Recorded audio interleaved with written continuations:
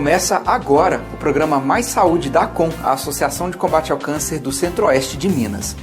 No programa de hoje, pessoal, nós trouxemos aqui no estúdio de novo o psicólogo e palestrante Juliano Carvalho Castro. Quem assistiu o programa Mais Saúde na semana passada deve se lembrar, ele falou sobre Natal, falou sobre essa época mágica, né, em que como as pessoas lidam com essa questão, como elas lidam com o nascimento de Jesus, até onde isso foi esquecido, até onde isso é lembrado e é praticado, como manter durante todo o ano as benfeitorias, a generosidade, o amor que brota no coração nesse final de ano. Isso tudo ele falou no programa passado, que você inclusive deve assistir, está lá no nosso canal do YouTube. Mas hoje a gente vai falar um pouco mais voltado para o paciente, falar um pouco mais voltado para os problemas. Como enfrentar a vida, como enfrentar os problemas que surgem dia a dia, como não desistir frente a uma dificuldade. Tudo isso é o tema do programa de hoje, que está apenas começando. Vamos lá? Bom, e o nosso bate-papo de hoje é com o psicólogo e palestrante Juliano Carvalho Castro, que já está aqui ao meu lado. Juliano, queria que você se apresentasse, né? Você esteve aqui há pouco tempo no programa, mas para quem não assistiu, nosso primeiro bate-papo, inclusive, gente, assistam, tá lá no nosso canal do YouTube, programa bem bacana que a gente falou de Natal, o significado dessa época tão maravilhosa no ano e como fazer com que essa época tão maravilhosa se estenda por todo o ano, que afinal de contas esse seria o objetivo, né, Juliano? Mas para a gente começar, eu queria que você se apresentasse para quem está nos assistindo. Primeiramente, gostaria de agradecer pelo convite, né? Meu nome é Juliano Carvalho Castro, eu sou psicólogo, trabalho aí na área já há aproximadamente uns 4 anos. Eu trabalho, estou fazendo 2 pós-graduações, uma na área humanista existencial e uma outra na área de atendimento sistêmico fenomenológico, né, que seria de acordo com as constelações familiares. Bacana. Conforme eu disse no vídeo anterior, né, no programa anterior. No programa anterior, né, a respeito disso, né. Então eu tenho aí também várias palestras dentro das organizações, treinamentos vivenciais, dentre de outras várias atividades, né, no ramo empresarial, no ramo de instituições religiosas, dentre outras questões. Esse trabalho, porque tem várias, dentro da psicologia, né, da terapia, enfim, a gente vai falar muito sobre isso. Existem várias linhas de atendimento. Sim. Essa linha humanista, ela é muito bacana porque, o pouco que eu sei, tá, gente? Eu não sou psicólogo, um reles apresentador de programa, mas a gente percebe que dentro dessa linha humanista, o psicólogo ele pode se envolver mais com a história da pessoa, com o sofrimento da pessoa. Como que funciona, assim, basicamente, assim, as outras linhas, rapidamente inclusive, e mais detalhadamente a linha que você trabalha, que é essa linha humanista. Qual que é a diferença dela para as demais? Primeiramente, nós temos que entender o que é o material que a psicologia trabalha, né? Nós trabalhamos com o humano, com o ser humano, né? Então, todas as linhas, né, elas trabalham dentro das suas questões, né, sempre buscando o foco, o desenvolvimento humano. O desenvolvimento humano das suas capacidades, das suas potencialidades, né, superando medos, angústias, ansiedades, dentre outras diversas psicopatologias que venham a apresentar. Né? E aí a gente tem grandes escolas, né, tão quanto a psicanálise, com seus processos de análises, né?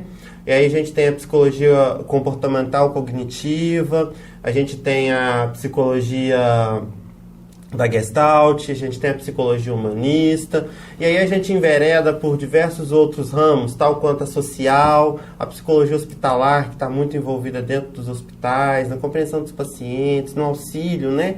No que visam entender o que está acontecendo, né? Então a gente tem a psicologia organizacional, né, que a gente fala que muitas das vezes é a ponte de ligação entre o chão de fábrica e o conselho administrativo, a parte administrativa da empresa, né? E aí a gente tem que entender um pouquinho.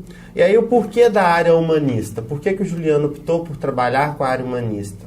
É onde vai muito da afinidade que você tem nas diversas áreas de ensino, diversas áreas de estudo no decorrer da sua formação.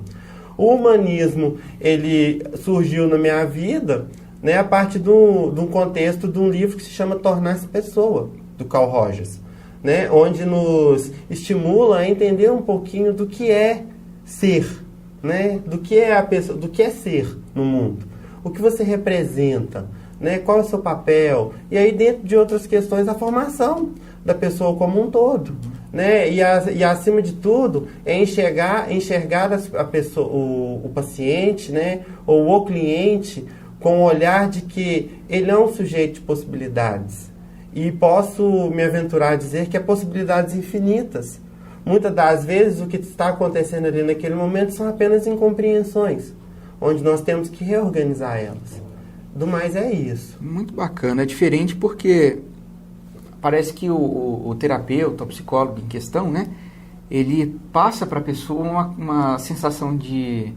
Eu não sei, se eu estiver errado me corrige, mas assim, eu confio em você. Você é capaz disso, né? E estimula a pessoa a também confiar em si mesmo, a visualizar suas, como você disse, inúmeras possibilidades, né? E um ser infinito, né? Como você disse. Nós temos que entender que, muitas das vezes, essa visão do psicólogo como o que te impulsiona a algo, né? Ela é recorrente no meio. Só que nós temos que entender que, na verdade, o papel do psicólogo não é te impulsionar a algo. É fazer você compreender as inúmeras possibilidades, é fazer com que você enxergue, né, inúmeras potencialidades, e dentro dessas potencialidades e dessas opções, que você tome, né, as reais iniciativas na sua vida. Né? Igual eu falo, nós trabalhamos com o que o cliente traz.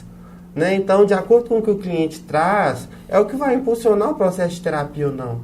Né? Então, a gente tem que entender e compreender um pouquinho que o psicólogo, hora nenhuma, ele vai assumir a postura de um aconselhador, né? Hora nenhuma ele vai assumir a postura de um pai, a postura de uma mãe. A intenção não é essa. A intenção é fazer você enxergar, né, com seus olhos, o que realmente está disponível ali e acessível.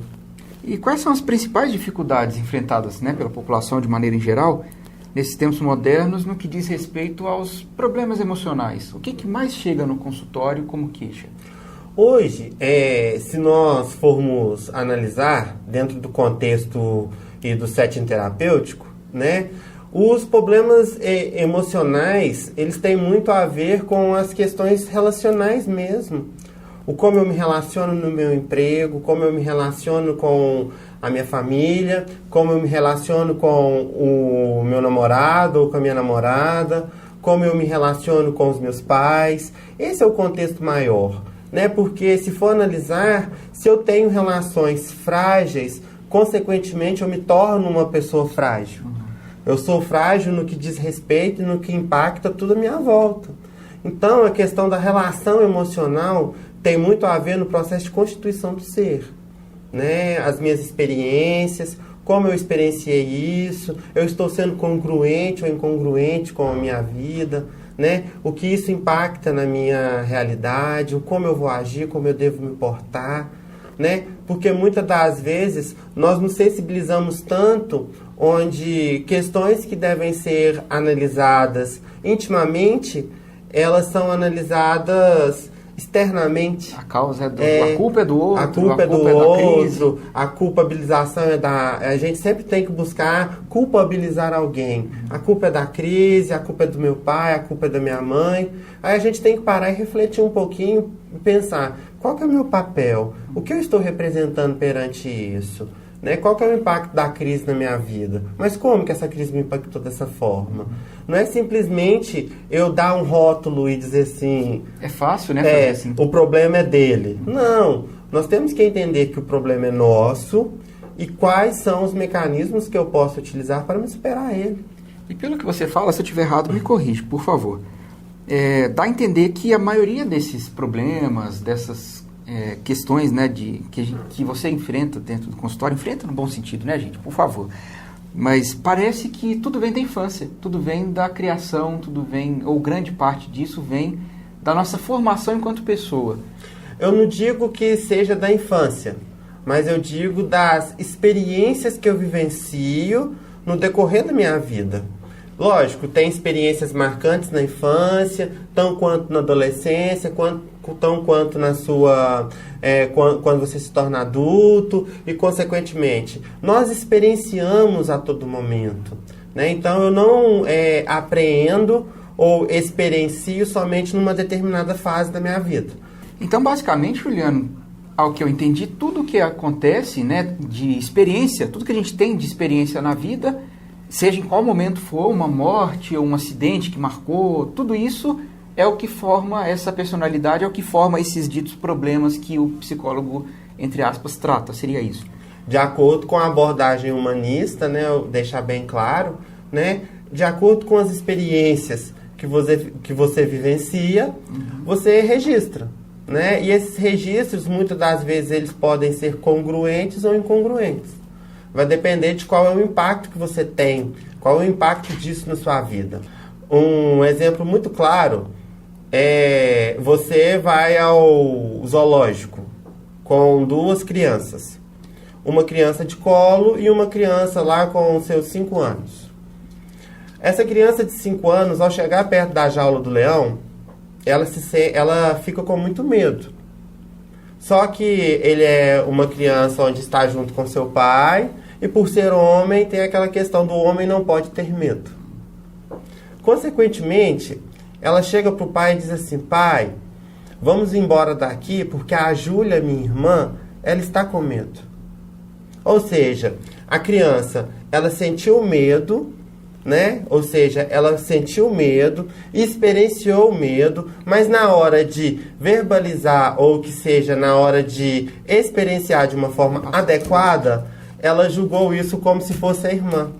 Ou seja, eu como homem não posso ter medo, mas a minha irmã como mulher que está no colo do meu pai pode ter. Ou seja, o medo que era meu passou a ser da minha irmã. E se for analisar, muitas das vezes nós nos deparamos com diversas situações dentro do set terapêutico muito parecido, onde eu dou um endereço, né? Ou seja, eu deixo de experienciar, eu experiencio de uma forma adequada, ou seja, eu fui incongruente com o que eu senti. É mais ou menos dentro desse contexto que a gente tem que buscar entender, né? Entendi, Juliano. Bom, a gente vai fazer um pequeno intervalo e tem muitas outras perguntas. Tomara que dê tempo de fazer todas, porque é um tema bastante interessante que eu queria compartilhar com vocês que estão em casa. Então a gente vai rapidinho para o intervalo e volta com o programa Mais Saúde, que é da Com, contra o câncer pela vida. Há pouco tempo atrás, parecia um sonho. Eu estava lá. Hoje, o centro de diagnóstico já está se transformando numa realidade. Com o centro, o início do tratamento ganhará agilidade, aumentando a sua eficácia. Esta conquista no combate ao câncer está sendo viabilizada graças a uma grande rede de apoio e a parceria com o Centro-Oeste CAP. Essa é uma conquista da solidariedade. A Com, sua doação faz tudo acontecer.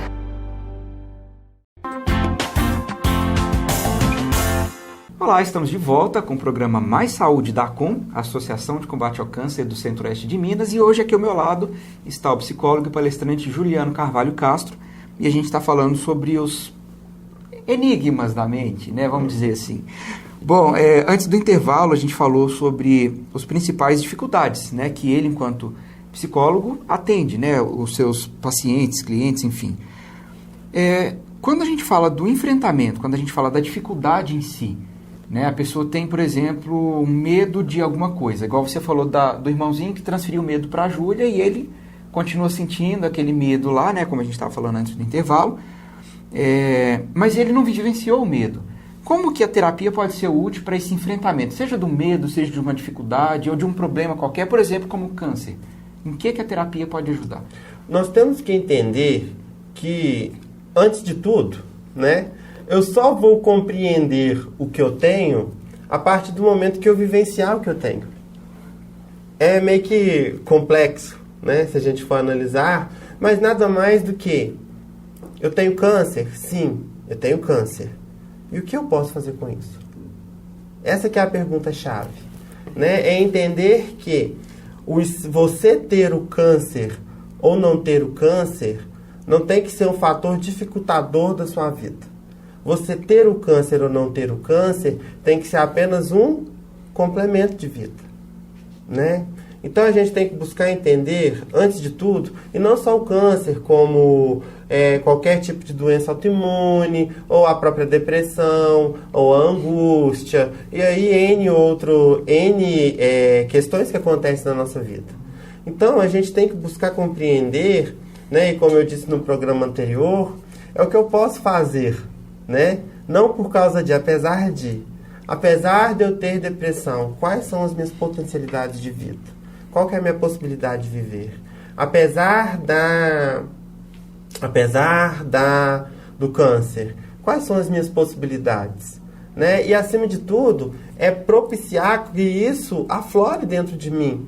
Porque aí, junto disso, vem uma vontade, vem um desejo de mudança, vem uma grande... Eu falo que é uma mola propulsora, né? Que ela te estimula sempre a buscar o que é um algo mais. Entende? Então, eu tenho que entender que o problema, ele nunca deve ser foco, mais, né, enaltecido do que a minha vida. Uhum. Então, muitas das vezes, nós temos que buscar, antes de tudo, compreender, né? E ter também uma capacidade de resiliência, né? Que é compreender o que está acontecendo comigo. Adaptação, né? É adaptar-se a isso, né? E, acima de tudo, e dizer que adaptar-se não quer dizer você aceitar.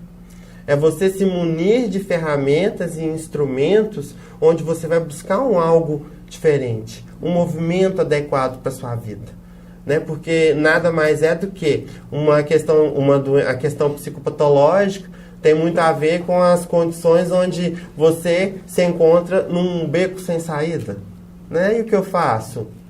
Né? Então, o que? Volto para trás e busco um outro caminho, cavaco, né? Encontro um outro buraco no muro, faço um buraco no muro e supero, pulo o muro, né? Eu tenho que entender o que isso verdadeiramente representa na minha vida. Por quê? Aquela velha frase, né? O problema, ele tem o tamanho que eu dou para ele, né? E ele faz todo sentido, porque muitas das vezes o que pode ser para mim uma questão de minúcia, para outra pessoa pode ser uma questão de grande impacto. Hora nenhuma eu estou aqui para julgar a questão da pessoa. Eu estou aqui para acolhê-la incondicionalmente. Então, se é para nós acolhermos, nós vamos acolher a demanda de quem está com depressão, de quem tem câncer, de quem tem AIDS e de N outros fatores que também são de grande importância. Da mesma forma que eu acolho a demanda de quem tem uma dor no dedo. Para aquela pessoa pode ser muito, né? É muito. Então, porque, querendo ou não, Paulo, nós somos 7 bilhões de individualidades no mundo. Então, antes de tudo, eu tenho que enxergar esses 7 bilhões. Eu não posso pegar todo mundo e colocar todo mundo dentro de um parâmetro e falar assim, tá pronto e acabado. Né? A gente tem que entender a individualidade de cada um, né? Respeitar e buscar compreender cada um dentro do seu quadrado. Entendi. E eu tô vendo aqui a próxima pergunta, a gente muda um pouco o foco, mas a gente não deixa de sair do objetivo, né? Uhum. Até engraçado isso, mas... Porque quando a gente fala da fé, qual que é a importância da fé para transpor esses obstáculos? Por exemplo, a gente fala muito da fé com a pessoa, com o paciente, ele fala, né, de Deus, ele fala da fé, o tanto que isso é importante.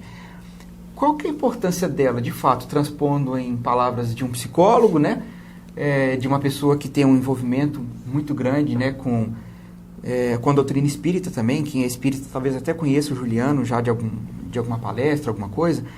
Mas qual que é a importância da fé para transpor esses obstáculos impostos ou oferecidos, não sei como a gente poderia dizer, pela vida? Nós temos que entender e, acima de tudo, compreender, né, que fé é acreditar. Eu tenho que acreditar. De acordo com... Na história da humanidade, nós sempre tivemos a necessidade de acreditar em algo. Que seja acreditar no fogo que foi trago através de um raio, né? Idolatrar o fogo, acreditar no fogo, acreditar na Mãe Terra, na Mãe Natureza, na Mãe Água, né? E o interessante é que nós sempre buscamos acreditar em algo externo e muitas das vezes deixamos de acreditar no que é interno a nós, né? Que, ou seja, em nós mesmos. Nós temos uma necessidade, a fé nada mais é do que você crer. Crer em grandes possibilidades, crer em grandes potencialidades, acreditar em você mesmo, né? Eu falo que você pode ter fé nos médicos que te assistem, você pode ter fé na sua mãe, no seu pai, nos seus amigos, né? No seu namorado, na sua namorada, em vários, eu acredito, né? É aquela famosa frase da torcida do Galo, né? Eu acredito. E a partir do momento que você projeta isso dentro de você e você passa a acreditar, você dilui muito a questão do sofrimento. Porque você passa a entender que, apesar de tudo, você acredita em você, né? Apesar de tudo, você confia em você.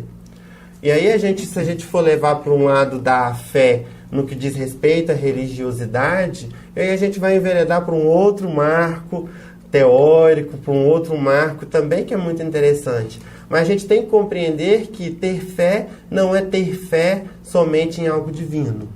É ter fé no que é interno, no que é seu. Eu até ia te perguntar isso, porque tem uma diferença entre religião, religiosidade. Por exemplo, tem as pessoas que não frequentam nenhuma doutrina, nenhuma religião, e são excelentes exemplos de boa postura, né? Enfim. Como que a gente poderia rapidamente, porque mais uma vez nosso tempo é curto, como que a gente poderia diferenciar a fé da religião? Separar essas duas questões? Primeiramente, a gente tem que entender o que é religião. A religião tem muito a ver com a questão dos dogmas, né? Que eu digo que é as subdivisões, né? Que é o quê? A religião evangélica, a religião católica, dentre suas várias outras ramificações. E a religiosidade, eu acredito no que é inato, né? Porque a religiosidade tem muito a ver com o que a pessoa é e o que a pessoa representa no meio que ela está inserida, né? Então, muitas das vezes, a pessoa ela pode muito bem ser religiosa sem ter uma religião. Ela pode acreditar em algo e defender aquilo e tornar aquilo algo completamente favorável na sua vida. Então, vai muito das crenças, do que eu acredito, né? Então, a gente tem aí a fé, as crenças na ciência, a gente tem a fé, a crença nas igrejas, a gente tem a fé e a crença em várias outras questões que são pertinentes na nossa vida. Então, a gente tem que entender que a religiosidade tem muito a ver com a força do acreditar, né? É algo que é inato. Não existe uma pessoa no mundo que não seja religiosa, porque ela acredita em algo. Então, a gente tem que ter essa diferença sim, a gente tem que entender e compreender, né? Então, se eu acredito, eu tenho fé, né? Então, eu tenho fé em algo, eu tenho fé na religião, eu tenho fé na política, eu tenho fé em vários outros grandes marcos que a gente tem aí na nossa vida. E muita gente deve estar lá falando, né? Eu tenho fé na ACOM, né? Na ACOM. Porque faz muita coisa por muita gente, né? E por isso que, antes da gente terminar o programa de hoje, eu faço em nome de toda a equipe, de todos os pacientes, voluntários, até em nome do Juliano, que eu sei que conhece essa causa que é a instituição ACOM e sabe do trabalho que ela faz. A gente não pode deixar de agradecer a você que ajuda, você que é solidário, você que faz a sua parte, colabora de alguma forma com o que pode, com o que não pode, né? Porque é isso que faz a diferença, é isso que faz a ACOM estar aqui há mais de 20 anos nessa luta contra o câncer pela vida. Juliano Carvalho Castro, quero agradecer muito sua participação. O programa, infelizmente, é muito rapidinho, a gente não tem tempo para prosseguir alguns assuntos que, enfim, muitas vezes são de grande interesse, mas eu acho que foi esclarecedor, foi um tema muito bacana. E espero trazê-lo aqui de novo, para a gente falar de outros inúmeros assuntos, porque eu conheço pessoalmente essa criatura e sei que o repertório é vasto, daria para a gente falar de muita coisa diferente, muita coisa bacana, mas isso numa próxima oportunidade, tá bom? Tá bom. Te agradeço muito. Mais uma vez, muito obrigado. Vocês que estão em casa, o programa Mais Saúde vai ficando por aqui. Semana que vem estaremos aqui com um programa novinho para vocês que acompanham, né, há mais de 3, 4 anos, 20 anos a ACOM nessa luta contra o câncer. Grande abraço para vocês, pessoal. Fiquem com Deus. Tchau. Com Deus.